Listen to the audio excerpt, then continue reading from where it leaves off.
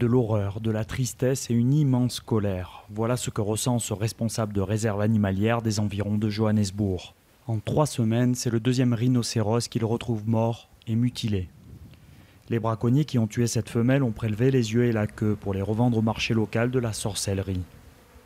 Mais c'est surtout la corne qui s'achète jusqu'à 60 000 $ du kilo en Asie où on lui prête à tort des vertus médicinales qui attisent la convoitise des braconniers.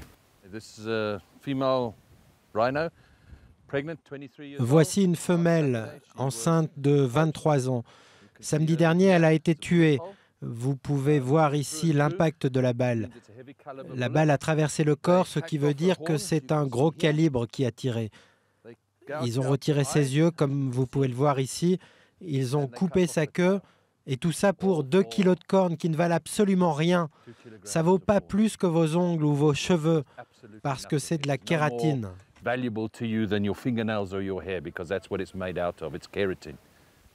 790 rhinocéros ont été braconnés en Afrique du Sud depuis moins d'1 an, soit plus de 3% de la population sud-africaine.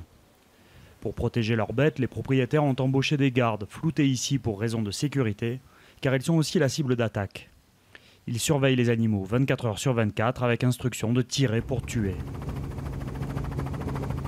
Et un peu partout en Afrique du Sud, une autre mesure est en train de se répandre comme une traînée de poudre. L'empoisonnement de cornes. Le but, décourager les braconniers en ôtant à la corne toute valeur commerciale.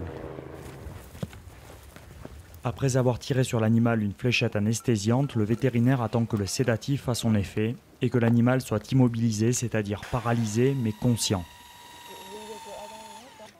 On perce ensuite la corne pour y placer une sonde.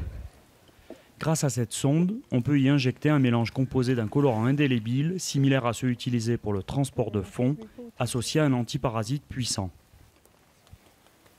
Inoffensif pour l'animal, sa consommation par l'homme entraînera nausées, diarrhée, troubles neurologiques et en forte quantité, potentiellement la mort.